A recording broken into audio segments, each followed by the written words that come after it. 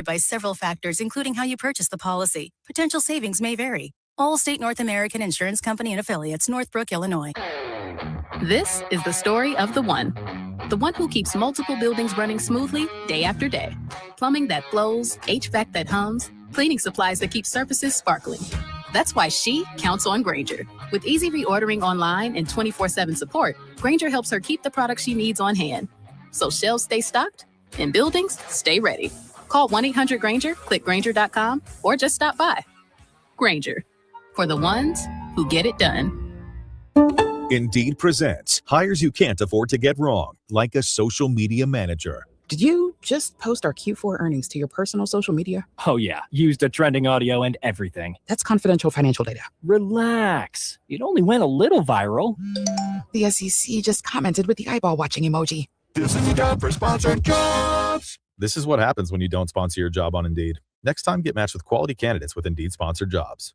Visit Indeed.com/hire now and sponsor your job today. For over 30 years, CertaPro Painters has been part of countless memories. Every wall tells a story, and we've been proud to help write them. We are more than just your local painters, with care, craftsmanship, and certainty. From the first brushstroke to the final smile, our promise is simple. Your home, beautifully painted and worry-free. CertaPro Painters, that's painting happy. Get started today at CertaPro.com. Each CertaPro Painters business is independently owned and operated. Contractor license and registration information is available at CertaPro.com. Looking for a great deal on a new truck? Head to Covert Chevy in Hutto. It's now open on Sundays for your convenience. Right now, get $13,923 off of MSRP on a new 2026 Chevy Silverado 1500 LTZ. Whether it's for work, the ranch, or your next road trip, there's never been a better time to drive home in a Silverado. Visit Covert Chevy Hutto and experience the Covert difference. That's a Covert deal. That's Covert Chevy Hutto right off of 79 in Hutto. CovertChevyHutto.com. Together, let's drive. You heard everything. Incredible! iHeartRadio and Fox Sports brought you every 2026 FIFA World Cup moment. Absolutely free. Magical! The entire sports world is waiting for you on the iHeartRadio app. Football is coming. Touchdown! The official NFL podcast network, plus the second half of the baseball season. Oh my goodness! All the sports you love, all in one place. All free. Download the free iHeartRadio app now. And search sports. Of course my kid's in the right car seat. Well, I think he is. Yeah, my kid's in a booster seat. He was ready to move up. He is ready, right? Her car seat looks like the right size.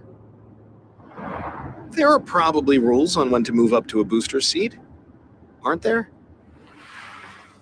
Rear facing, forward facing. I think I have it right. Car crashes are a leading killer of children 1 to 13. Are your children in the right car seat for their age and size? Don't think you know. Know you know. Go to safercar.gov/the right seat. I know my child's in the right car seat, or else I wouldn't get in the driver's seat. Brought to you by the National Highway Traffic Safety Administration and the Ad Council. It's the Morning Kickoff Show with Mike Hardball Harsh and Mark Henry. Weekdays from 7 to 9 a.m. Only on Sports Radio, AM 1300, The Zone.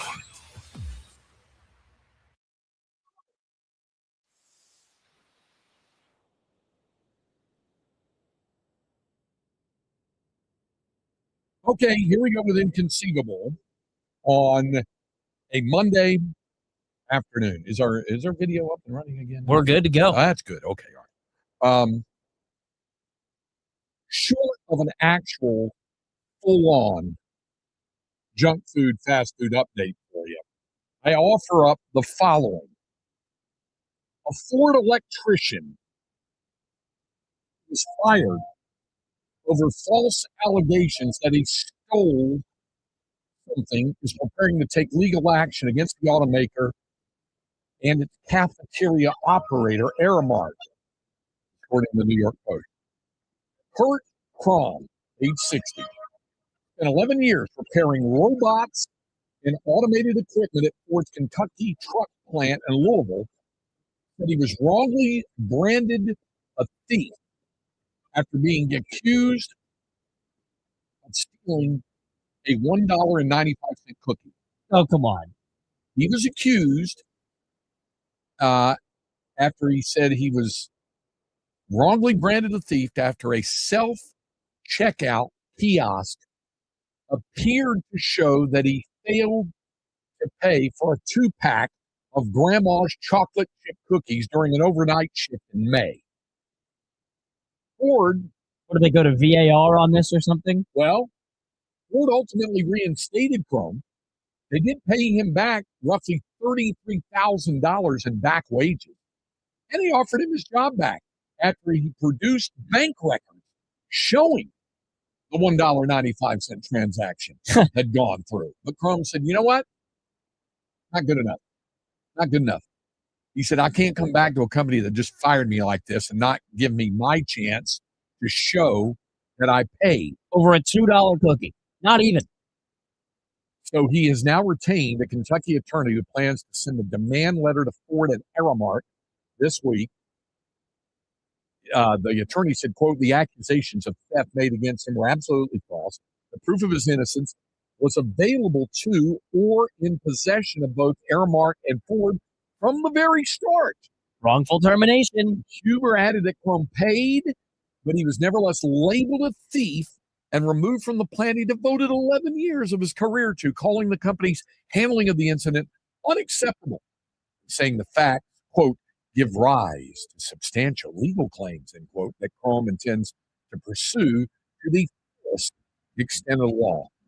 We don't, Ford says we're not going to comment on the specifics of pending litigation. We're working to review the limited instances where Aramark kiosk issues have been raised. So it was first reported in a newsletter, an industrial newsletter chain called Shifting Gears. Chrome is diabetic, and his blood sugar had dropped to about 60 at 3:30 a.m. on May 9th. It prompted him to buy the cookies at an Aramark self-checkout kiosk inside the factory.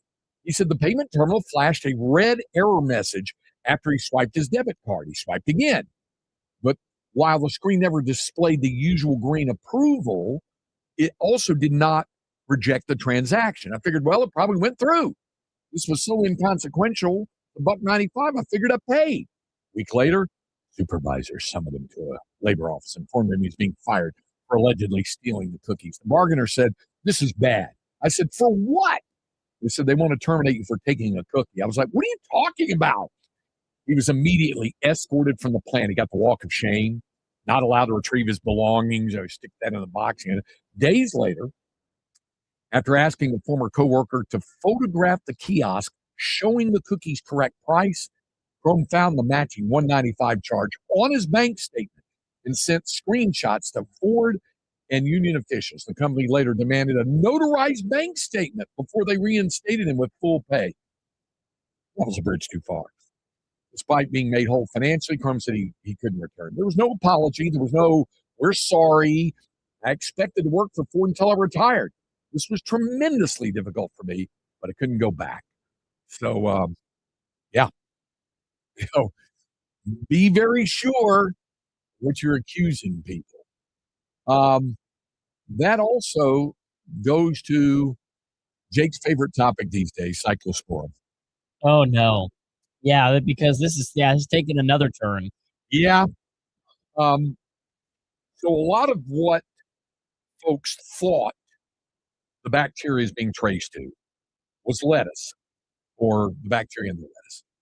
And one particular vendor, Taylor Farms, and one particular customer of theirs, a global produce supplier in California, expanded a voluntary recall on Friday of its iceberg lettuce product sourced from central Mexico because of the potential link to the outbreak of cyclospora, which is the diarrhea-causing parasite that has sickened people across the U.S.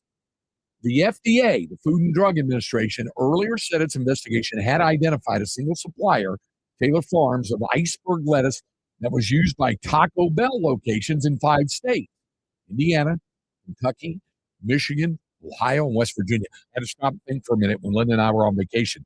We went through Kentucky and West Virginia. Did we hit a Taco Bell? No, we did not. So that was good. And people became sick in all of those states. But yesterday, The FDA and Taylor Farms announced that the testing of lettuce from the supplier had produced, remember this phrase from the days of the pandemic, a false positive. It's like nails on a chalkboard. And the agency had not identified any positive test results for Cyclospora. Taylor Fresh Foods, the parent company of Taylor Farms, said in a statement yesterday, today FDA apologized to us. The FDA said FDA is providing an update regarding the sample of lettuce supplied by Taylor Farms de Mexico, which was reported positive on July 18 due to the complexity in detection of Cyclospora. FDA lab experts re-reviewed the sample results and have concluded that the finding does not represent true amplification and should be considered a false positive. Somebody on Facebook, Johnny Holder, commented, is this info particular to Austin? I mean, yeah, but this thing's still at large. It's still out there. It's like saying this person was not guilty of a crime. So who was guilty of the crime? So it's still out there. So be careful. So now what? Is there going to be a countersuit of some kind? I don't know. This? I don't know. Did you get rid of your lettuce though? Wait, it's still sitting there. Okay. I was ready. I was ready to eat it. Yeah. After hearing that it was ruled marked safe from Cyclospora, but okay, maybe you have a legal case on it. I don't know. Okay, I hope it didn't come to that. All right. One final story. You are not familiar. I know this predates your time on this earth, but you're not familiar with the Long Island Lolita, are you? Amy Fisher? No. All right, that's what I thought. Okay. Amy Fisher. A lot of folks remember Fisher was a household name when she was a 17-year-old in 1992 after she shot Mary Jo Buttafuoco, the wife of Amy's then lover, Joey Buttafuoco, who was 21 years her elder. Mary Jo survived the shooting, left with permanent facial paralysis. Amy ultimately served several years in prison before being released on parole. Now it's her kid that's in trouble. She has a 25-year-old son named Brett Valera, who's charged with aggravated animal cruelty. I almost hesitate. I hesitate even to say this. But Linda didn't want me to say this, but I told her, I said, I have to do it. It's inconceivable. Authorities say his pet cat, Reaper, died in December 2024. What investigators described as a horrific incident in a South Florida apartment. Apparently, he put his cat in the microwave. No. Involuntary heat exposure. So he's been charged with that aggravated animal cruelty. So is the apple not rolling far from the tree? I don't know. They'll check it out and see. His case will go to trial. And for Linda's sake, I won't make any jokes about that. Thank you. She appreciates that as well. We'll be back to wrap up hour number 1 on 13 Under the Zone. Someone had a birthday. Yep, 50. Can't believe it. 50 years of wisdom. Great segue. We have a health reminder from the CDC. Pneumococcal vaccination is recommended for adults 50 or older. Says here, we're over 6 times more likely to be hospitalized with pneumococcal pneumonia than adults under 50. I don't love those odds. Same. Look what I found. Pfizer's Prevnar 20 is proven to help protect adults against pneumococcal pneumonia and invasive pneumococcal disease in just 1 dose. And millions have already gotten it. Continued approval may depend on a supportive study. Don't get Prevnar 20 if you have a severe allergy to its ingredients. A weakened immune system may lower your response. Common side effects include injection site pain and swelling, fatigue, headache, muscle, and joint pain. For full prescribing information, please call 1-855-213-2138. Visit Prevnar20.com or talk to your doctor or pharmacist. I'm on Prevnar20.com now, scheduling my appointment. Good idea. And happy 50th. When it comes to family law, a lot has changed in recent years, so assumptions can be costly. If you see or sense a change coming in your family life that could have legal implications, it's important to know where you stand. What are your rights and responsibilities? Getting good legal advice early is never a bad idea. I'm Joe Cordell of Cordell & Cordell. If you or anyone you know is facing a family law issue, start with a consultation. Visit CordellCordell.com. THSCA.com. Austin, San Antonio, and St. Louis. Therapy Thursday with Ellen K is now a podcast. Love triangles, family feuds, secrets that should probably stay secret. Sponsored by AirTasker. Post your task. Get help from a tasker. Get anything done. That's a stress buster. And binge Therapy Thursday with Ellen K on the iHeartRadio app and wherever you get your podcasts. Delivering more is just how we do business at Group 1 Ford of South Austin. Get more selection with our huge inventory of brand new Fords and quality pre-owned rides. More value with bigger deals and more confidence with our Austin family that's been serving Central Texas drivers for over 2 decades. Whether you're hauling gear to Zilker Park or commuting down Mopac, you get more with the team that knows Ford best. Group 1 Ford of South Austin, home of transparent pricing and no dealer add-ons. Visit us on South I-35 or online at group1fordofsouthaustin.com. Hey, Mom, now that I have an after-school job, I think I want to buy a drum kit. Okay, rock star. Let's look at your account. When kids start making money, Chase has easy-to-use tools and expert bankers to help them learn how to manage it. And next month, I'll buy the bass drum and the cymbals. Oh, and maybe some noise-canceling headphones for you. Aw, you've thought of everything. Help kids save, budget, and build financial independence, all with Chase. That's good for kids and good for parents. Visit your local Chase branch and get started. Account subject to approval. JP Morgan Chase Bank, N.A. member FDIC. I scream. You scream. We all scream. Because Wendy's famous small classic Frosty is just $1 for a limited time. More screaming, happy screaming, summer screaming, dollar small classic Frosty screaming! But please don't scream in the drive-thru. It hurts the employees' ears. Get a $1 small classic Frosty for a limited time, only at Wendy's. U.S. price and participation may vary. A la carte only, not valid delivery. 10 per transaction. Price may be higher in Alaska and Hawaii. Oof, shocking time to lose a whole strut. Ugh, comedy is not your thing. But I do know that Rock Auto has what I need to fix it. With parts shipped right to your door. No kidding. All the parts your car will ever need, Rock Auto. From the studio who brought you the #1 podcast, The Piketon Massacre. This is Murder 101. A group of high school students started a project to research a string of unsolved murders. Those murders happened in the mid-1980s. He's out there doing stuff. He just didn't stop. What if this guy's still alive? Like, what if he comes after us? For 3 decades, the mystery remained unsolved. It wasn't just a class assignment, it was real life. These women really deserve justice. They were just living their lives and they had their whole lives ahead of them. There's a pretty good chance he's still alive. It was a little scary, I'm not going to lie. Once you start getting a few tips or a few leads, then the cold case isn't so cold anymore. What seemed like an ordinary high school class turned out to be anything but. Listen on America's #1 podcast network, iHeart. Open your free iHeart app and listen now.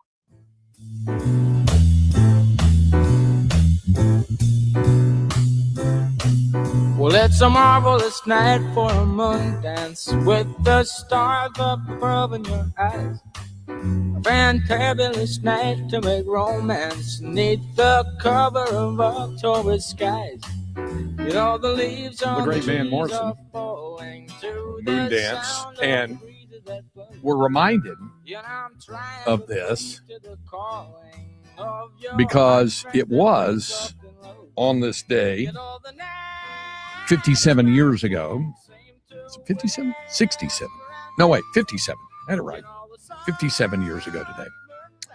That man landed on the moon. Do you remember this? I do. And where you were? I do. I was 9 years old. I was not even 9 years old. July 20th, 1960. I was 2 months shy of my 9th birthday. Seated on the living room rug. Your typical, if you watch sitcoms, you see families sitting around the television. That was us on July 20th, 1969. My parents sitting on the couch, my siblings, I think my grandparents were there as well. And we were watching that. And as our man CB mentioned on the text line, he talked about it being 57 years ago today. And said, do you remember? I know a legendary Lifetime Longhorn Walter Cronkite anchored CBS's coverage. He did, and he had Wally with him. Wally Schirra was one of the original Mercury astronauts who was part of CBS's coverage. I always remember Cronkite taking off the glasses, going, "Man on the moon, wow!" And it was. Folks, remember, if you remember about Walter Cronkite's career, what he stood for as a journalist, he only took his glasses off that I can remember one time. Once on the Kennedy assassination. Now, I was too young to remember that, but I've seen all the video when he was choked up about it, about President Kennedy being assassinated in Dallas, and the other, the moon landing. So I do remember that. I remember Neil Armstrong saying that's one small step for man, one giant leap for mankind. Later, I fell asleep on the living room rug, so I missed, as my brothers told me, they were bouncing up and down on the moon. I missed that part, but I did see him come down the ladder and step foot on the moon. Second hour of the program coming up right here on Sports Radio AM 13 Under the Zone and the iHeartRadio app.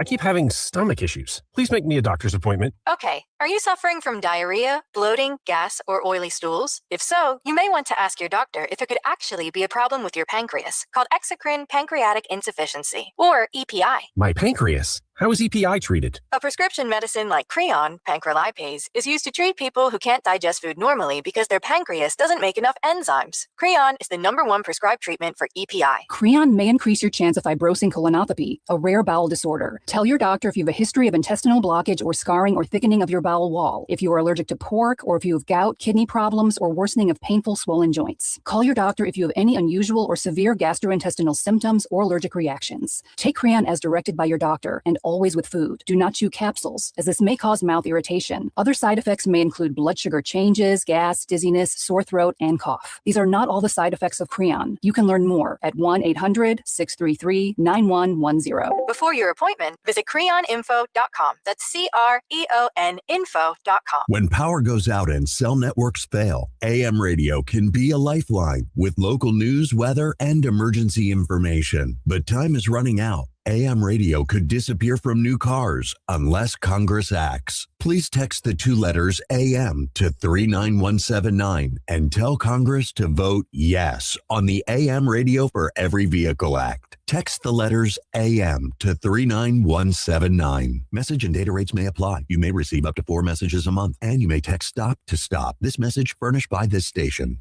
All the big moments of the 2026 FIFA World Cup were heard live on the free iHeartRadio app. There's the final whistle. Sports never stop. The return of the NFL, baseball's second half. And breaking news always. Download the free iHeartRadio app now. Portions of the following program were pre-recorded. iHeart is America's #1 podcast network. Open the free iHeart app and explore podcasts like this. Just before midnight on Saturday, February 19th, 2005, Danielle Imbo and her friend Richard Patrone left a crowded Philadelphia bar. The two 30-somethings planned to walk to Richard's truck and drive home. But they never made it. It does not make sense. It's like they literally vanished. The two were never seen again. Not just them, but a truck disappeared into the ether. Was it an accident, or were they murdered? No one had a motive to kill them. Those same questions frustrated law enforcement. The FBI called it murder for hire. Who killed these 2 individuals and how did they get rid of them? Both of them weren't the target. One of them was the target. The other one was wrong place, wrong time. But which victim was the intended target and why? It was definitely murder for hire for Danielle, not for Richard. You're right, it could be. But it also could be something your son did too. No one was looking to kill Richard. No one. He's your son. And in your eyes, he's innocent. But in my eyes, he's just some guy my sister was with. Fingers were pointed, allegations were made, and lines were drawn. That drove the wedge between the families. What happened to Danielle and Richard? I think that whatever happened to my dad and Danielle was planned and orchestrated and thought out.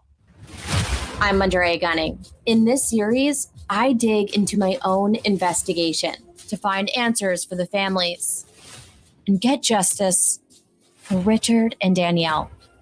I just want some peace for my sister's soul, and I want some peace for my mother.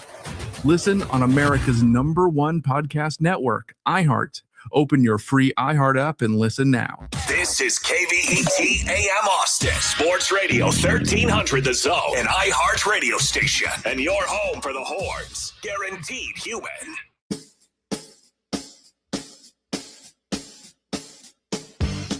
He's a Texas legend, a Hall of Fame broadcaster, the voice of the Texas Longhorns, and your host of the Craig Way Show. Here he is now, Craig Way.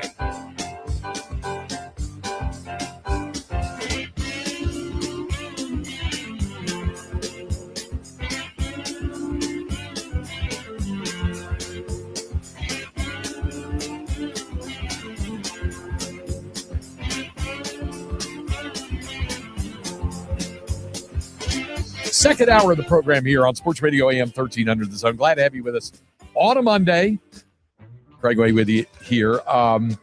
We heard quite a bit from Longhorns head coach Steve Sarkisian. That was from a news conference that he did at coaching school. We've got a couple more comments from him that we'll hear a little later on this hour. In the 4 o'clock hour, you'll get to hear Sark from the panel discussion that I had the chance to moderate yesterday. And very enjoyable. It's always really interesting to hear those 13 guys up on stage, 13 Division I head football coaches, FBS coaches, and their various perspectives.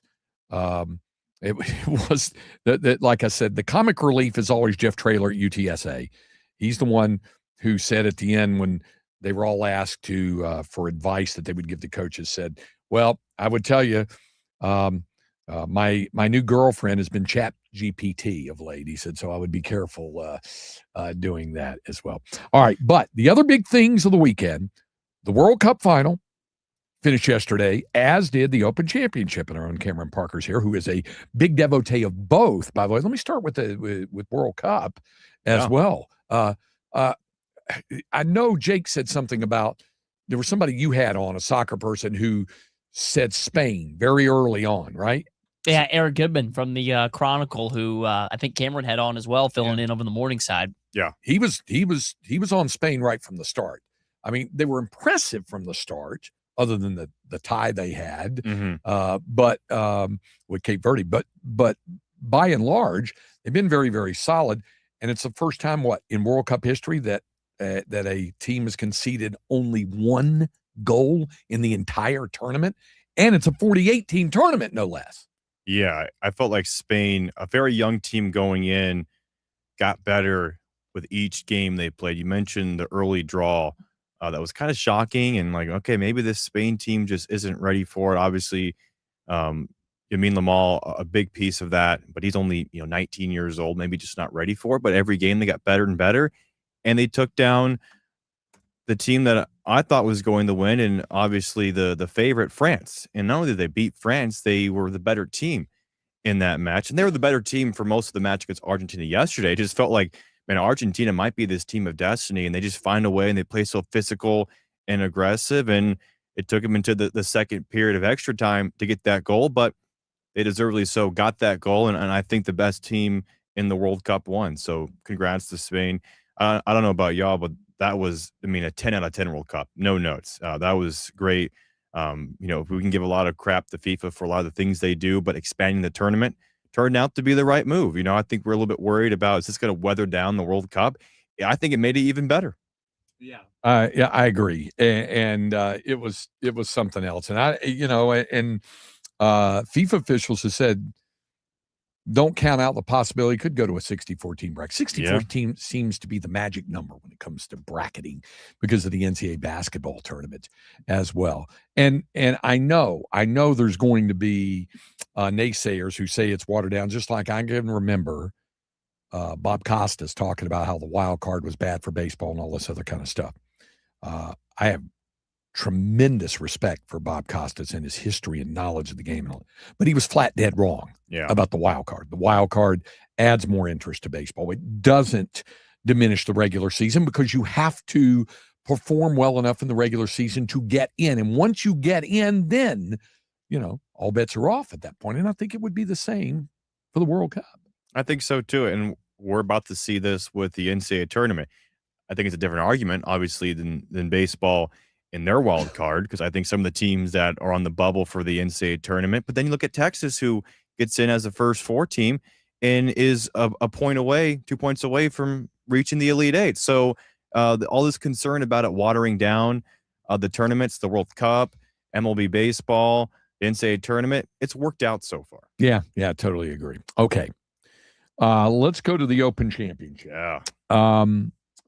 I'm going to get to the goofy stuff, the rules things in a moment. But first, I texted you guys yesterday as I was watching in my hotel room right before I headed back over to the convention center.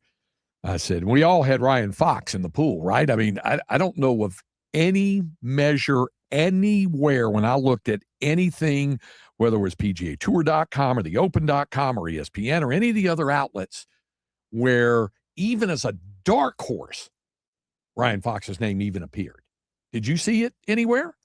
I don't think I saw him as a dark horse or sleeper, but the way this course was set up, it was firm and fast, and that does play to a certain type of golf, specifically kind of in that Sunbelt region down in Australia, New Zealand, right? And Ryan Fox, a Kiwi from New Zealand, they're kind of used to that type of golf, right? This is not your typical PGA Tour event where you have high rough, or it's just, you bomb it 320 yards and you flip a wedge in and you have, 6 feet for birdie, right? This was a thinking man's golf tournament, right? You had to execute. You had to have a strategy. You had to make putts, and Ryan Fox made over 400 feet worth of putts in this tournament. But yeah, it's kind of a out of nowhere result, just like Aaron Rai winning the PGA, right? I don't think Ryan Fox had a top 10 in a major championship. He's won before, but he's never top 10 at a major championship. Tied for 16? Yeah, I think T16 at one point. Yeah. So comes in, and I'll tell you what, it wasn't gifted to him. He wasn't crowned this week. He went out and he took that golf tournament, and the last 3 holes on Sunday, I think, proved it yesterday, right? Birdie, par, birdie finish, including birding one of the toughest holes on the golf tournament, an 18th hole that we saw Scotty Scheffler make a bogey when he could have made birdie to get himself into maybe a tie with Cam Young. And then Cam Young, who was at 10 under, ends up making bogey too, but Ryan Fox goes out, needed birdie, and I don't think anyone expected him to make birdie. It was such a tough hole, but he went out there, he made the putt. And how about this? It took him 22 seconds after Sam Burns tapped in for par to hit that winning putt. Ryan Fox does not mess around. He's kind of the antithesis of what we see now at a lot of professional golfers, right? Very buttoned up. They want to see all the angles, they aim point, all this. Ryan Fox, see ball, hit ball. Yeah, he gives a new meaning to the term ready golf. Exactly. He steps right up at 39 years of age. His best accomplishments collectively, not singularly, like you said, he'd won on tour before, but his best accomplishments had been on, tell me if I'm mispronouncing this, the Australasian Tour. Yeah. Is that right? Australia and Asian Tour. Australasian Tour. That's where some of his best work had been done prior to this. And, his story is so unique. He didn't start playing golf until 16. In fact, he comes from a very athletic family. His father played for the All Blacks rugby team. And in fact, his father won the first ever Rugby World Cup. And his grandfather too was an outstanding athlete. He was a great cricketer, wasn't he? Yeah, great cricketer. So he has, these athletic genes, but, he kind of had a self-taught golf swing. Didn't really start playing until 16, built his own swing, and then dropped out of law school. I believe Auckland University, and was like, I have this, golfing bug. But it took him some time to, finally get good at professional golf, and he worked his way up through the Australasian Tour, the DP World Tour, finally getting his PGA Tour card. And here he is at 39 years old, winning a major championship. It's a cool story. Where do you rate the, I like to call it, extemporaneous quality of winning a thing when you're not expected to do it? His, with the likes of whatever, a Rich Beam, a Ben Curtis, those guys who want, some might even say JJ Spawn. Some might even say that, guys who have won major championships that literally came from nowhere. Where does he fit in that mindset? I don't think anyone expects Ryan Fox now to win another major. If you say Ryan Fox will finish with one major championship, I think that's fair. It's very tough to win more than one. Just ask a handful of other guys who have been stuck on one or if not zero major championships. JJ Spawn, he's probably in that same tier of guys who may only finish their career with one major championship. What kind of shows you it's so hard to win these, Craig, but also at the same time, it puts it into perspective that the game of golf, all it takes is just 4 days for you to play your absolute best, and you can be a major champion. Okay. Now, I want to ask you about the rules stuff. Let me start with Saturday. We'll go chronologically. We're going to start with Bryson DeChambeau. First of all, you mentioned last Wednesday, and I thought Friday, about right? you. Friday?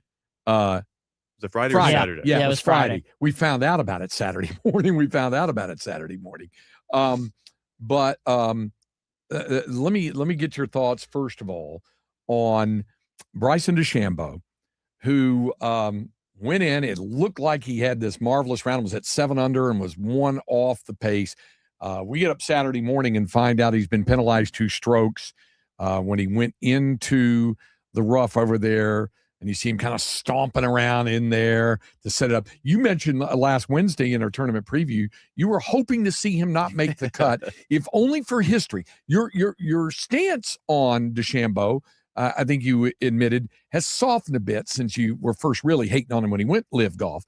But you wanted to see him become the first multiple major championship winner to miss all 4 cuts in 1 year at the majors. He didn't do that. He was actually in contention for a while, but he did have that weird deal happen on Friday. Yeah, so Friday, it was a drivable par 4. I believe it's the 5th or 6th hole. And to the right of that hole, there's a little pond, and he kind of hit it I believe he went long right of it, actually, and it was kind of in the thick grass. And so he played the hole. He was able to get out, made par. It didn't really, impact his round that much, but they went back and they looked at it, and I don't know for sure if a viewer submitted it to the RNA, but basically after the fact, because his shot was on TV and everyone saw it, and he, very visibly gets in and it's kind of stomping on the grass, which is against the rules of golf to improve your lie, right? Especially in a situation like that. And so he gets out, makes par, whatever. But after the round, they go in and they penalize him 2 strokes. And of course, he's, mouthing off to the RNA official saying, "Oh, I'm not going to play tomorrow if you guys penalize me." And then they penalize him 2 strokes, and he goes out to the driving range and he's hitting golf balls until 10:30, 11:30 at night. And what that did was it delayed tee times from being released for Saturday. So some guys like Justin Thomas, Marco Penge, who are getting up at 3, 4 a.m. for an early tee time, they're waiting to find out, okay, when is my tee time on Saturday? What's happening? It's because DeChambeau was, preventing officials and volunteer staff and employees from going home because he's still on the driving range hitting golf shots, and the media's there and he's saying, "How are you guys doing? I have some candy. I have some snacks." Very performative, right? Roy McIlroy said it on Saturday. It's very performative. All these athletes, especially golfers, right? They're performative one way or another. Bryson takes it to a different level, right? He is a YouTuber. He's a streamer. He wants clicks. He wants views. And sure, it's entertaining, but at the same time, I also think it's sort of unauthentic as well. Now, back to the rules thing. Was it the right penalty? Yes. But a lot of golfers, including, Scotty Scheffler, Rory McIlroy, Max Homa, a lot of guys all saying the same thing, which is 1, he's a lot of things, but he's not a cheater.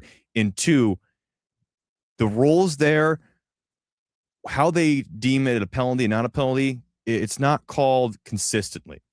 It's kind of like holding in football, right? There could be holding on every play, but some referees will call it at certain times in the game. Some will call it all. Sometimes they won't. It's never very consistent. And that rule is not very called consistently. And a lot of it had to do with him probably just being on TV and people seeing it. Wyndham Clark, that's what Scotty said. He did the same thing at the U.S. Open when he won at Shinnecock. A lot of these golfers probably do the same thing when they play. It's just that some of them not every single shot is being broadcasted on Peacock or NBC or whatever, so they get away with it.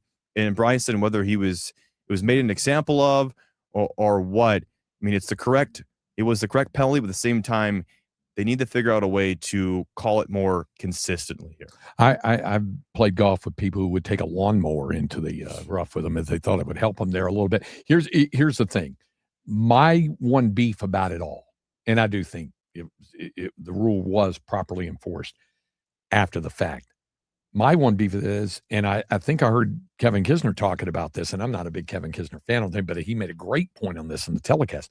Where was the RNA official on the course? He said there are officials that are on the course with these groups. Where was the official at the time? Why wasn't he go, hey, whoa, hold up there, mate. You might not want to go there. To tell him, don't tramp down the stuff. Yeah. That was my one beef about that. Now, this thing just got goofier and goofier. It was the Quadrilateral was reporting last night that DeChambeau tried to enlist the help of President Trump during his argument. He was trying to go World Cup on him. Apparently, he reportedly tried to have Trump fight on his behalf, not to be penalized. The RNA denied the request, and it went on from there. Apparently, the two are friends, DeChambeau and the president. So apparently he was like, hey, can we get a hold of the president? He wanted him to intervene, like was largely theorized what the president did to get Balogun back on the field for Team USA. I sent it to a text to a friend on Friday. I said DeChambeau is going to be on the phone with President Trump by the end of the night, trying to get this penalty appealed. But hey, all of that and what happened, Bryson ended up not being even a factor on the weekend in the Open Championship. If he had lost by 2 strokes or 1 stroke, I think this would be a much bigger deal. But because he kind of faded away, ended up finishing, I think, T14, T13 at 4 under par. But hey, we may not see Bryson DeChambeau play golf again until Masters, because Live Golf, their team championship next month right now, very much in doubt. The future of Live is very much in doubt. Unless he decides to start playing YouTube golf, on that, whatever that tour, and I'm not going to say it's a tour, whatever the YouTube channel is. Yeah. Maybe he'll play some DP World Tour events, Irish Open, Australian Open. Who knows? We might not see DeChambeau play in a big golf tournament until the Masters next year. So it's very interesting to see what will happen here with all the Live golfers. I imagine we'll see Scottie Scheffler play again, but let's talk about his situation yesterday. He's on 17, and the shot goes way left and crashes out over it too. Yeah. Absurd reaction from Scotty on the tee box. I couldn't believe it. He was like, I don't believe it. And it looks like he's definitely OB, or he's just unplayable, and they can't, or at the very least, can't find the ball. It's going to be long. Then they find what they like to call the TIO, the temporary movable obstruction. Grandstand or scoreboard and all that sort of stuff. And so they allow him a free drop. Now, the question and controversy surrounds whether it mattered if they found the ball. And you heard with the microphones on there him saying, so even if we can't find the ball, I heard him say that a couple of times. He wanted to make sure about that. I get the drop. The RNA said yes. He gets a drop. He ends up making birdie to get him to within a shot. And the golf world flips out. People on Twitter and everything. How did he get away with that? And most of the people took shots at the RNA. There were some who took shots at Scheffler for gaming the system or whatever. But most were saying the RNA incorrectly adjudicated that rule by not determining whether the ball was lost. And what the RNA is saying, it doesn't matter where the ball was lost. It was in the area of TIO, therefore it renders it all moot. Yeah, the rule states if there's multiple witnesses who see the ball enter TIO, temporary TIO, which will be a grandstand, hospitality tent, then Scottie Scheffler or the golfer who hit the golf shot is entitled to relief. That's the rules. And Scottie Scheffler is playing by the rules. If you have an issue with it, call your senator, because that's how it's set up. It's not Scottie Scheffler gaining the system. It's him playing by the rules. In the game of golf, the rules are there really to benefit golfers, right? people think the rules are there to, make you play worse. Actually, the rules of golf actually are there to really kind of benefit you. People just don't know the rules because they play once every Saturday with their buddies, kicking the ball around a muni golf Don't count course. that, yeah. Naturally, I think everyone knew once that ball found the grandstand, he got to relief, he was making a birdie there. The funny part is, and you mentioned it too, Craig, is him audibly telling, okay, people, stop looking for the ball. Stop looking for it. Because if they found it, then it's a different issue. Different issue. He doesn't get that. He might not get that free relief. But because that, he was able to get, a pretty good drop, obviously makes for. And I'll tell you what, it would have been even a bigger story too, just like with Bryson, Craig, if Scotty ends up making birdie on 18. Now, of course, Ryan Fox wins the golf tournament anyway, making that last birdie putt. But imagine if he'd gotten into a playoff, if Fox with had Cam made Young and Fox and wins it, then it would have been a much bigger story. But Scotty Scheffler just playing by the rules. So, I mean, if you don't like it, then the rule needs to be adjusted, needs to be changed. And I think it's fair too, if you hit the ball that far right or that far left, then you shouldn't be getting a drop. But because they build these hospitality tents and these big grandstands, then the RNA and the rules officials kind of make it so that the golfers can get away with it. And so that probably needs to be addressed, but will it ever be addressed? Probably not. When you go over to Great Britain next summer for the Open Championship, and I know you said the other day you're largely going to go and play some golf. So if you shank a drive like that, or pull hook a drive, or you immediately say, TIO, yeah. Right? Except those things won't exist unless you're playing St. Andrews right before the Open starts. No. Okay. No. That whole fiasco was not well explained on the British Open radio. I don't think anybody really knew it that well. They kept saying, I think Terry Gannon was on the mic at the time initially, and then Hicks gets in. By the way, they had that thing when they were showing the award that Nota Begay got, that Payne Stewart Award. It's kind of funny. It's almost like that scene from The Naked Gun. All of the play-by-play guys are all aligned in that, and they just go from one to the other. I always thought that was kind of weird, as opposed to CBS, who puts people in the towers. Yeah. I always like that because you're right there on the hole. Instead of turning to the guy right now let's go over to 17. Well, thanks very much. And he's a guy sitting 2 feet from you. But they weren't 100% certain about it either. And was it Bones or was it Smiley who was on the golf course with them trying to get trying to find out exactly what the I'm not sure. Whoever it was did a pretty good job saying that when they kept guessing as to what it might be, and then he said that's what Scotty's asking, and we're going to get the relief here because of that. And like you said, he's playing by the rules. I just want to know what the rule is. If the rule says I get relief, hey, stop looking for the ball. I'm taking the relief.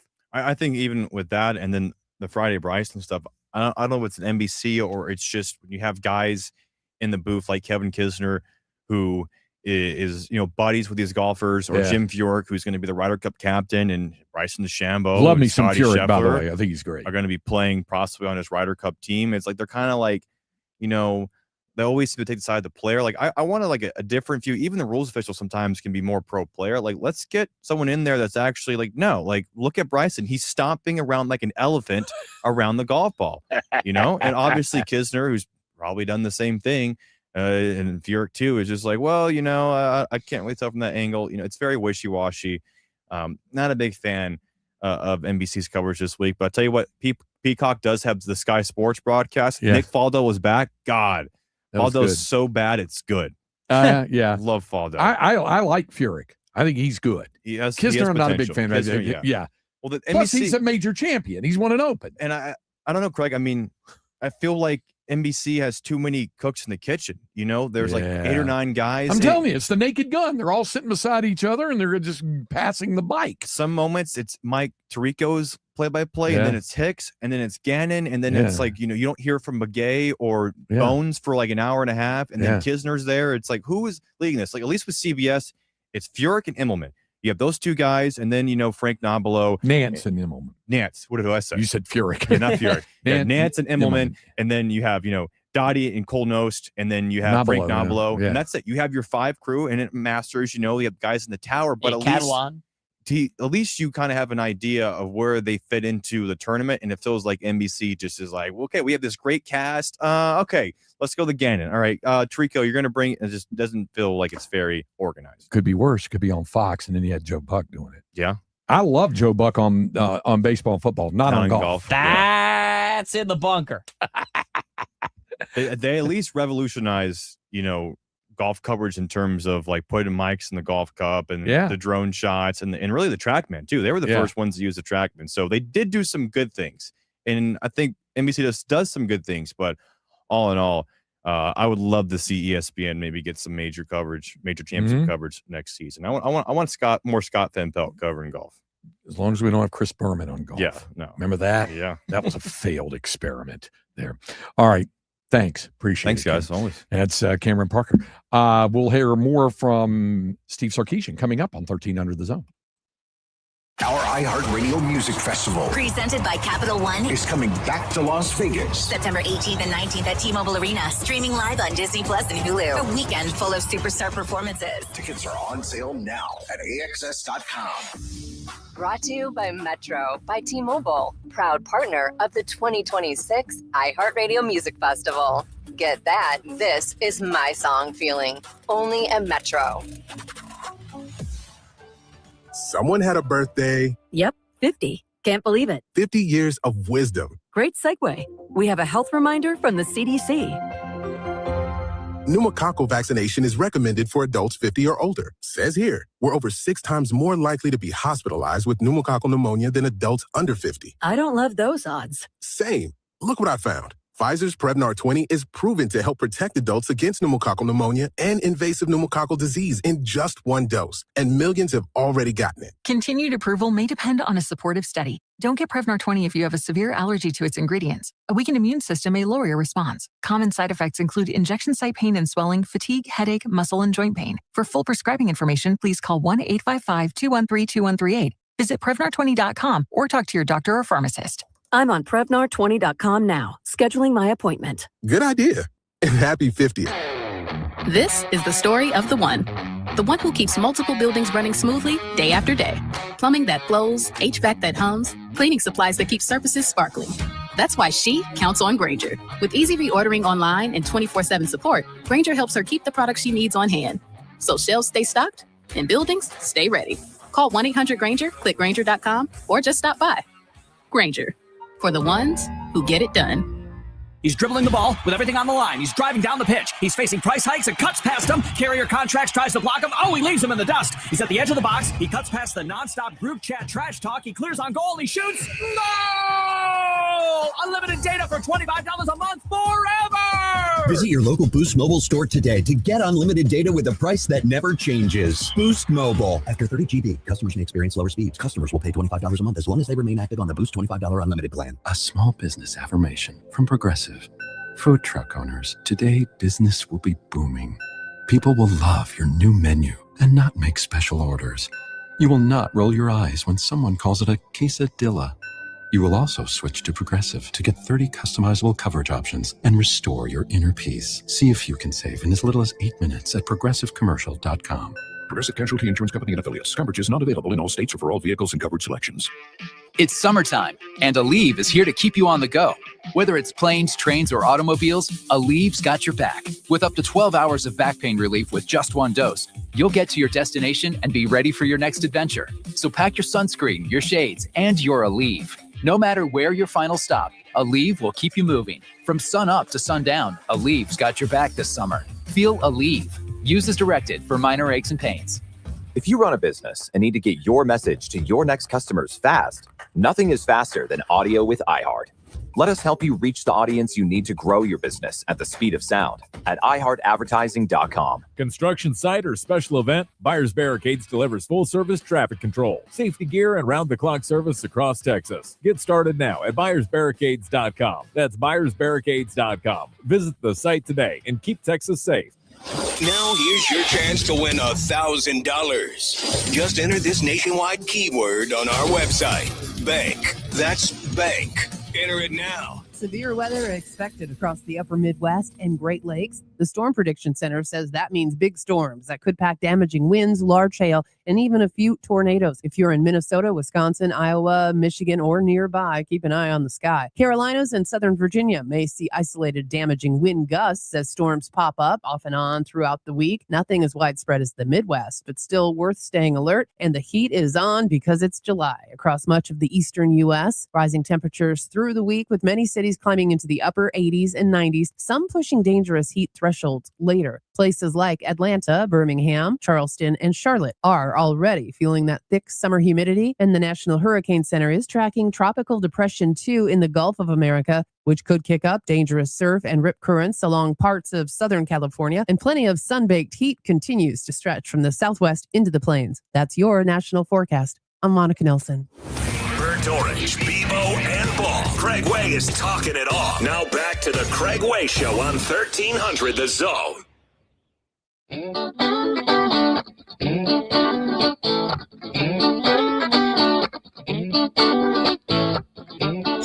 back. It's the Craig Way Show with Hall of Fame broadcaster and voice of the Texas Longhorns, Craig Way. Thanks again to Cameron Parker joining us, recapping the Open Championship. See, it's part of the reason why that particular tournament is my favorite of the four majors, because you run into things and you see things that maybe you don't see at some of the other ones. Yeah, I like the links golf. Yeah. I like the links golf. I was asking Cameron, why are we seeing all these 62s? And he said, well, the weather's nice. I mean, these courses aren't hard enough for these modern pros, but you also get stuff like we saw with all the drama. There was an old-time sports writer for many, many years of the Dallas Morning News. His name was Harless Wade. Some folks used to call him Harmless Wade, but somebody's writing. But he covered basically all sports, but what he was best known for was golf, and he would cover the golf scene, both the tour and the local golf scene. And he was over in Scotland for the Open Championship one year when it was at St. Andrews, and he wrote that St. Andrews in nice weather would be a $2 muni in Mesquite, Texas, the suburb of Dallas. In other words, it's like just a little simple municipal golf course. But because of the pot bunkers and because of the weather, and some of the undulations, that's what makes, links golf different from some other. I did want to hear from more from Longhorns head coach Steve Sarkisian. This from his press conference yesterday, where he was asked a little bit about culture. That's a big buzzword, is culture with a lot of guys these days, and it is so with Sark and the program, the culture of the program. And he was asked about the challenges of maintaining the culture he wants, given annual significant roster turnover. Yeah, no, it's a huge deal. As we've touched on, we've historically done a lot of our culture work in June, July, and August, right, in the summer, because that was the old model, the traditional model. And we made a pretty significant shift on that this year. We started doing a lot of our culture work in February. We gave the guys a couple weeks to get acclimated back on campus. And we started pouring into that earlier and getting, you get 47 new faces on our team and getting them accustomed to and acclimated to the things that are important to us and how we go about our business. But at the same token, like I'm going to SEC Media Days on Thursday, and I'm bringing 3 guys that are fantastic football players. They're great players. But all 3 of those guys signed with us out of high school in Arch Manning, Trevor Gooseby, and Colin Simmons. And so when your best players are guys that we signed out of high school that developed in our program, that believe in what we do, man, they're model citizens for us when it comes to leadership and getting younger players to understand what it takes to be a Longhorn in this day and age. And so we're very fortunate that way, that we've got players in our program that have grown up in our program. I think about Jelani McDonald. I think about Connor Robertson. And just some Ryan Niblett, a lot of guys who have kind of Spencer Shannon, who've grown up in our program that really serve as model citizens. And I don't know, I'm fascinated to see, I haven't looked out, Bianco checked this for me, of just how many teams at SEC Media Days are actually bringing all 3 of their players that they actually signed out of high school, and how many of them are bringing transfers, and what that number looks like. That's interesting. Yeah, because he made a point of saying the 3 he's taken, Arch Manning, Colin Simmons, and Trevor Gooseby, are all program players that he brought in as freshmen. Yeah, I've got my research team on that. I don't see any other school that has that off the top of my head. I'll let you continue to research that in a moment. And when we come back, we're going to hear him talk about one other outstanding incoming freshman when we continue on 1300 The Zone. Austin, it's Sandy. And JB, and somehow, some way, they let us back on the radio. We have returned, Austin. A few things have changed since we last talked. The skyline got taller and the tacos got pricier. But we're still here. We live here and we love this city. Wake up with us every morning from 6 to 10 on our new home. 98.1 KBET, Austin's all-time country favorites. JB and Sandy, mornings 6 to 10. On 98.1 KBET, an iHeart country station. Available everywhere on the free iHeart Radio app. Guaranteed human. Life after cancer matters, and so does showing up. Join us October 18th in Austin for Livestrong's Run for the Roses 5K and 10K. Run, walk, or just be part of something powerful. Sign up today at livestrong.org/run. Back to school starts now. Get long-lasting battery life on the Dell XPS laptop powered by Series 3 Intel Core so you can work from anywhere. Now starting at $699 with exclusive student pricing starting at $599. Complete your setup with savings on select monitors and must-have electronics and accessories. Limited time deals and free shipping on PCs and more await you at Dell.com/deals. That's Dell.com/deals. I'm U.S. Transportation Secretary Sean Duffy. The sound of a seatbelt. It's one of the most important sounds in our car. It means everyone is ready and everyone is safe. The more our kids see us put on our seatbelts, the more natural it is for them to put theirs on too. Make it a priority. Buckle up every time. Hear the sound? Make it a habit. Paid for by NHTSA. AM 1300 The Zone occasionally holds contests. For more information about contests on this station, go to am1300thezone.com/rules. I'm Tarika Foster Brasby. What's up, y'all? I'm your girl, Cheryl Swoops. And it's WNBA All-Star season. The best players in the world are on the floor. And on our podcast, Levels to This, we've got something to say about every single one of them. Open your free iHeartRadio app, search Levels to This with Cheryl Swoops and Tarika Foster Brasby, and listen now. The free iHeartRadio app is #1 for music, radio, and podcasts, all in one. Discover a new podcast from our library of over 350,000 titles. Here's an iHeartRadio podcast preview. We don't have to do this. You know that, right? After all we've been through. This is the official The Last of Us podcast. I'm Christian Spicer. I'm a writer, podcaster, and a huge fan of The Last of Us. In this show, we'll be recapping the story of part 1 while diving deep into the making of.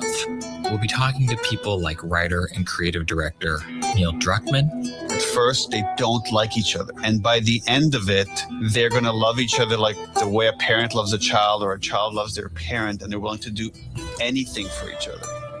You'll hear from voice actors like Ashley Johnson and Troy Baker. I feel like the line is blurred between me and Ellie at this point. She may be a monster, but for right now, she's a little girl, and I can't abandon a little girl.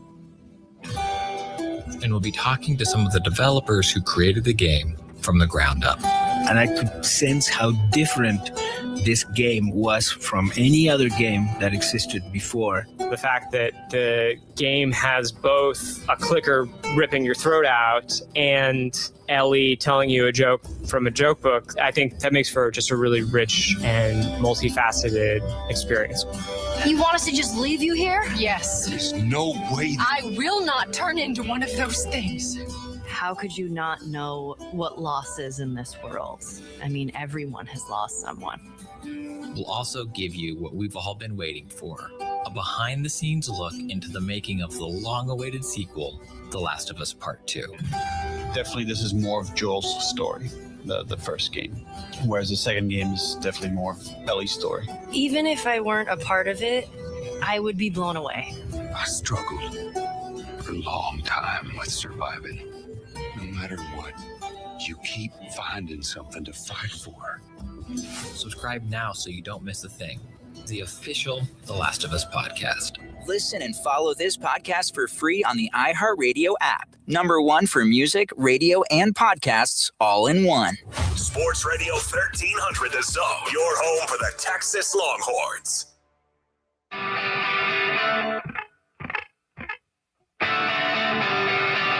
It's the Craig Way Show with the voice of the Texas Longhorns and Hall of Fame broadcaster, Craig Way. Darling, you got to let me know. Should I stay or should I go? If you say that you are mine, I'll be here till the end of time. So you got to let me know. Should I stay or should I go? Okay, your reasoning for bumping back with the class here? Well, it came to mind when I was thinking about the players that have stayed in Sark's program, the homegrown guys we were talking about before the break, in the age of the transfer portal. Yeah, so Sark asked the question kind of rhetorically. He said, I may have to ask Bianco. He's talking about John Bianco, who is their associate athletic director for media relations. And said, I may have to ask him, are there any other programs that will participate in SEC Media Days who are bringing their 3 student athletes are all program guys from the start, not transfer portal? You said the answer is 4? From what I've gathered, the answer is 4, and I'm not sure about Tennessee, but I've got four other programs that are doing that. And that includes the Georgia Bulldogs, Vanderbilt, South Carolina, and Alabama. The only one that might surprise me out of that group would be South Carolina, I think, trying to build it. Alabama and Georgia, you expect they're going to have program guys like Texas. Vanderbilt is on the other end of the spectrum. It makes sense because of their status in the private school and trying to build it forward off of that. So, that's something. Speaking of guys coming into the program, we've all heard quite a bit about Jermaine Bishop, of course, the tremendously talented athlete who can do just a little bit of everything. When he was at Willis, he played quarterback, he played wide receiver, he played DB, he did just about everything. He's projected at wide receiver at Texas.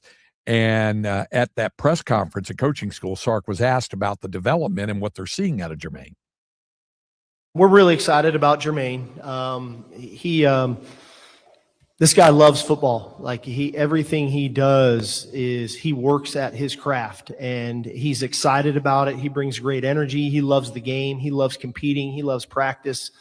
He loves working at it. He's got natural leadership ability kind of in that freshman class already. You can feel his leadership, but he's very talented. And in spring, we played him exclusively at wide receiver, and he had a very good, spring for us. And, one thing that we talked about in recruiting with him was his ability to play DB as well. So for this summer, he's been working at DB. He's been learning our scheme. He's been learning the fundamentals, the techniques. And then when we go back to fall camp, he'll go back to wide receiver again, with the notion of knowing, hey, if emergency strikes, here's a guy who already knows our scheme, and he can go over there and play on defense. If he can continue to develop, he could be an emergency guy on the defensive side of the ball. But we'll focus with him on offense when we get back. But people don't know this. When we were at Alabama, Devontae Smith was our emergency corner. And he would take the first, scout period. He would go with the defense and Coach Saban and play corner. and then he'd come over and play wide receiver in the second scout period. So, think about that. The year that guy wins the Heisman Trophy, he was practicing on defense part of practice, to just in case, because he was an emergency player. So it's not totally abnormal. I've been fortunate to have guys who have done it before with me. John Ross at Washington was a wideout for me his freshman year, but also, learned nickel and played some DB for us on third down. Adoree Jackson, when I was at USC, he was a starter at DB and returner, and I would play him about 5 to 10 snaps a game on offense. And so this isn't totally out of the norm for us. I've seen it, but managing their time and managing their legs and really monitoring their body, I think, is as important as anything as we work our way through the season. Interesting. Okay. And we're going to hear more from Sark coming up next hour.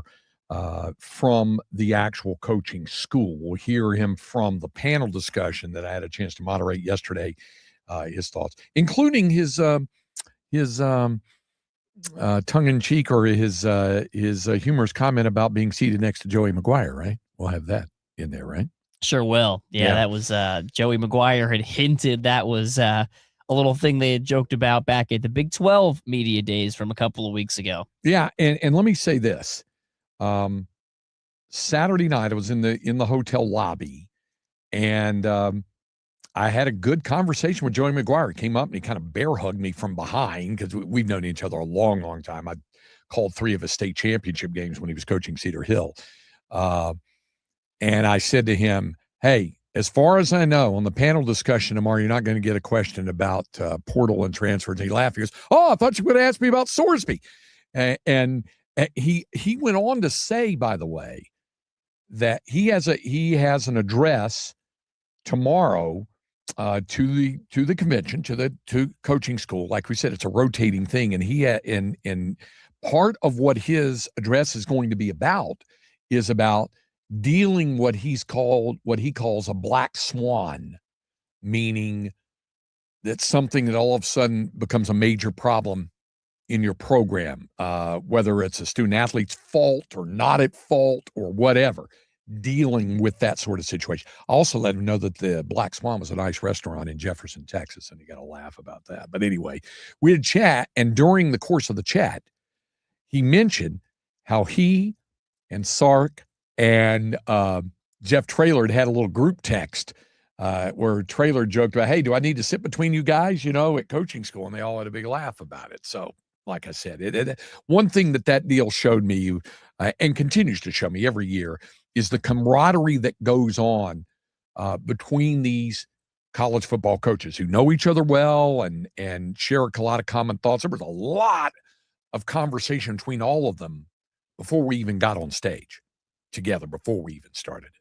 So. And you think about the life of a college football coach, and specifically a college football coach in the state of Texas. It's far from a lonely business. It's such a people business. So there's the networking and the camaraderie element from that point of view. But there's also just the kinship and the fraternity, and very few know what that is like. Yep, no doubt about it.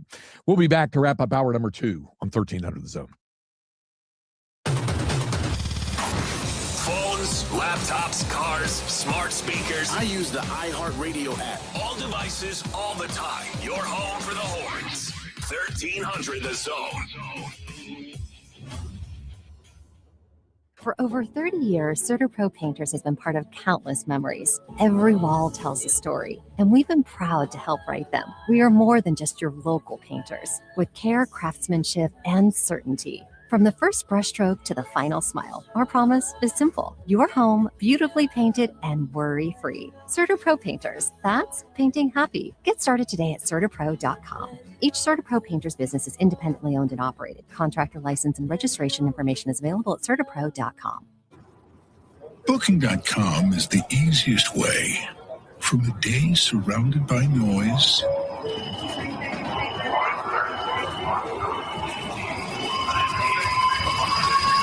to a stay surrounded by nature. That's nice. Go on, book it. It's easy. Booking.com. Booking.yeah. When it comes to family law, a lot has changed in recent years, so assumptions can be costly. If you see or sense a change coming in your family life that could have legal implications, it's important to know where you stand. What are your rights and responsibilities? Getting good legal advice early is never a bad idea. I'm Joe Cordell of Cordell & Cordell. If you or anyone you know is facing a family law issue, start with a consultation. Visit CordellCordell.com. Austin, San Antonio, and St. Louis. This is the story of the one. As a maintenance engineer at a beverage manufacturing plant, he starts his day knowing every line is ready to run because Grainger delivers the industrial-grade products he needs to keep mixers, conveyors, and packaging equipment moving. With Grainger's vast selection of bearings, belts, and motors, he keeps operations running smoothly, so nothing grinds to a halt. Call 1-800-GRAINGER, click Grainger.com, or just stop by. Grainger, for the ones who get it done. In this edition of the Marketers Report, Ro Colinaros, Vice President of Marketing for Omnicom, weighs in on today's splintered media landscape. The way consumers think and shop and interact with brands is more complex than ever. Brands that can figure out how to move people and how to connect will be the brands that win. As the #1 audio company, iHeartMedia connects marketers to the audiences, live events, and trusted influencers you need to grow. If you're a marketer, go to iHeartAdvertising.com. I scream. You scream. We all scream. Because Wendy's famous small classic Frosty is just $1 for a limited time. More screaming, happy screaming, summer screaming, dollar small classic Frosty screaming! But please don't scream in the drive-thru. It hurts the employees' ears. Get a $1 small classic Frosty for a limited time, only at Wendy's. U.S. price and participation may vary. A la carte only, not valid for delivery. Limit 10 per transaction. Price may be higher in Alaska. When power goes out and cell networks fail, AM radio can be a lifeline with local news, weather, and emergency information. But time is running out. AM radio could disappear from new cars unless Congress acts. Please text the 2 letters AM to 39179 and tell Congress to vote yes on the AM Radio for Every Vehicle Act. Text the letters AM to 39179. Message and data rates may apply. You may receive up to 4 messages a month, and you may text STOP to stop. This message furnished by the station. The places you can go with an Easy Tag, and it's not just toll roads throughout Texas. You get seamless toll travel in Oklahoma, Kansas, Florida, Colorado. Get your Easy Tag at hctra.org. We are the NFHS. That stands for the National Federation of State High School Associations. But really, what we stand for, together with the OSAA, are the 99,000 high school sports and performing arts students in Oregon. And so we stand. We stand for the runners, debate team members, and basketball players. We stand for their coaches, officials, and adjudicators. We stand for the drummers, football players, and actors. We stand for the golfers, singers, and swimmers.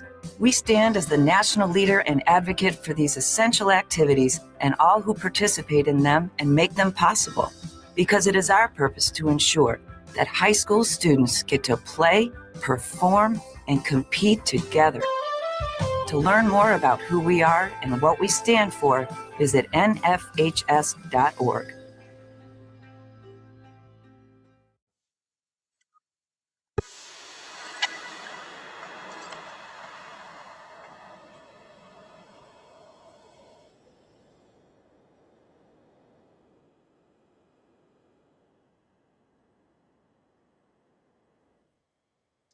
Okay, as we head toward the top of the hour, the SEC Media Days did open today in Tampa, Florida.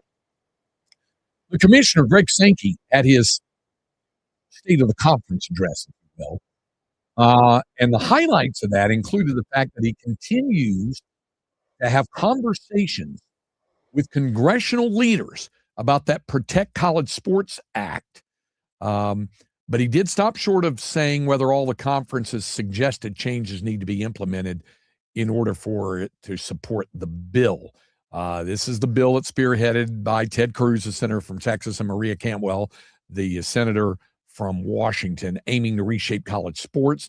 The SEC does not support the bill in its current form And Sankey confirmed there have been real conversations about whether the league should break away, as the president of the University of Georgia, Jerry Moorhead, suggested earlier this year. His quote was, people have talked about that, the frustrations that bring them to the point of saying we should look at something significantly different. I do not believe that is a leverage point. I think that's honest communication.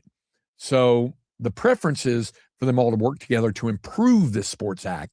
And Sankey said the SEC has offered 10 common sense suggestions that center on 4 key principles: national standards that must be enforceable, a national framework to limit state laws that are meant to circumvent the rules, translation, NIL, transparency and accountability, and establishing fair and consistent standards for organizations while preserving voluntary decision-making. His quote, we believe changes to the act are necessary to make it most effective. The changes we've suggested are both achievable and reasonable. We're committed to working with Congress to move the legislation across the finish line. So there it is. One of the portions of the bill that the SEC is definitely dead set against is the portion that will allow conferences the option to pool their media rights. And of course, the SEC and the Big Ten are not going to be on board with that since they have their own network. I can't imagine the ACC would be on board with that unless they were probably going to accrue a lot more money. All right, one more hour of the show to go. We're going to hear from the winner of the Open Championship. We'll do that. And more from Steve Sarkisian from the panel discussion yesterday at Coaching School. Third hour coming up on 1300 The Zone.